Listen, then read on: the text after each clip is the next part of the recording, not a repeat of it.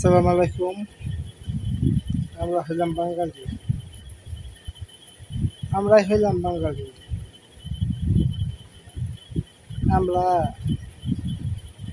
100 টাকা চোরকে গাছের সাথে বেঁধে থই।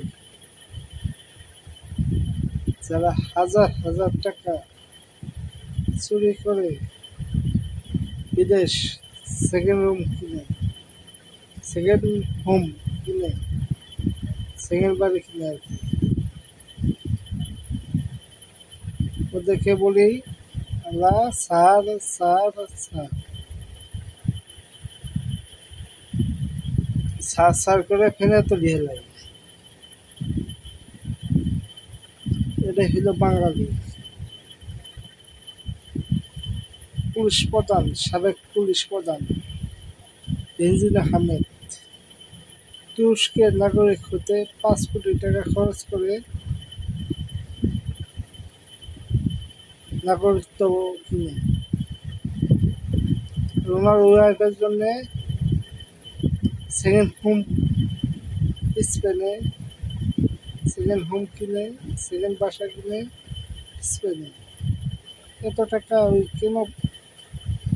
কেমনে পারল? এটাই আমার প্রশ্ন। চুরি করে নাই তো অবশ্যই চুরি করছে। ওকে আমরা স্যার স্যার বলে এক সময় এখনকার স্যার কেউ স্যার স্যার বলে সম্ভাবনা করছে, মানে স্যার স্যার বলে ফেলা তো রেখে দিচ্ছে। এদেরকে দেশে ফিরে আনা হোক,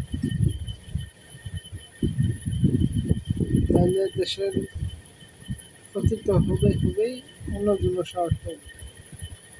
কিছুই তো হয় না, টাকা পাচার করলে বা সিগারেট ফোন করলে কিছু হোক, একে আইনের আওতায় আনা হোক, তাহলে অন্যজন্য সাহস হবে। বাংলাদেশ থেকে টাকা নিয়ে গেলে অন্য দেশে থাকলে আপনারা নিয়ে আইতে পারেন না, বাংলাদেশ নিয়ে আইতে পারেন না। এটাই প্রমাণ হয়ে যাবে। অন্যজন সাহস পাবে, অন্যজন চুরি নিয়ে অন্যজন দুর্নীতি করে টাকা বানিয়ে বিদেশে পাচার করে। এবার যদি আমাদের অর্থনীতি এখন 20-22 টাকা 25 টাকা ডলার, 120-25 টাকা ডলার কিনা 84 টাকা এক সময় ছিল, 82 টাকা 84 টাকা 80 টাকা। এখন 120-22 টাকা 25 টাকার মতো কিনা লাগে। কেন? এগুলোর জন্য কিনা লাগে। এই পাচারকারী বন্ধ করুন। এরা 2 টাকা রিমিটেন্স কয় টাকা আসে ধরেন, রিমিটেন্স ধরেন 100 কোটি টাকা ডলার আসে, এরা 500 কোটি টাকা পাচার করে। এদের গেট তো আর বেড়ে না। এটি তো বাঙালির স্বভাব, বাঙালি বুঝে না। রিমিটেন্স পাড়া আমাদের প্রবাসী মাথার গাম পায়ে ফেলে কষ্ট করে রিমিটেন্সগুলো পাঠাইতেছে। এটা চুরি করে নিয়ে যায় আবার আমাদের দেশে ডলার সংকট করতেছে আর কি। করে কোনো অবস্থায় ছাড় দেওয়া যাবে না। আপনারা যত তাড়াতাড়ি পারেন ওনাদেরকে ফিরিয়ে দিয়ে আসেন, নাহলে অন্যগুলো চুরি করে নিয়ে বর্ডার পার হবো, আপনারা অন্যজন কেউ ধরতে পারবে না। ঘুষ খাইলে তো কিছু হয় না। এলে ফেরত নিয়ে আসেন আপনারা। এই আমার আবেদন।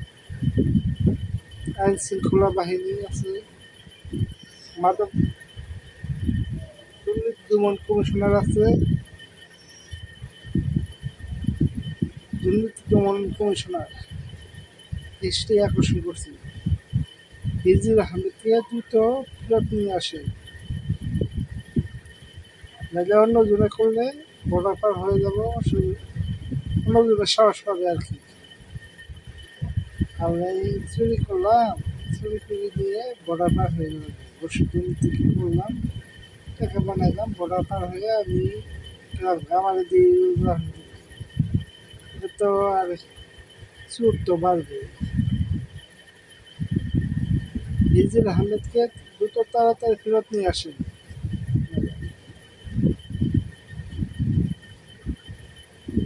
দ্রুত তাড়াতাড়ি পারেন ফেরত নিয়ে আসেন। সবাইকে আমার কথা শেষ করছি। সবাইকে আসসালামু আলাইকুম। আমার পেজটিকে ফলো দিয়ে শেয়ার দিয়ে কমেন্টস করে পাশে থাকবেন। সবাইকে আসসালামু আলাইকুম।